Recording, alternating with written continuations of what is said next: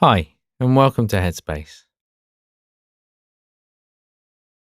So, before you begin eating, just take a moment to consider where your food has come from, where it was grown, where it was prepared, maybe where it's traveled from.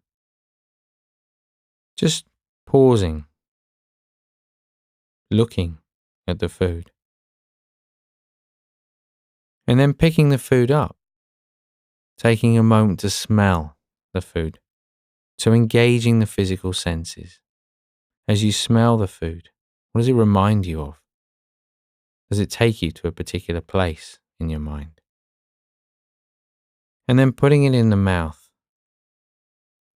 not chewing it as quickly as possible, but just moving it around the mouth, noticing the tastes, the flavors, savoring each and every moment.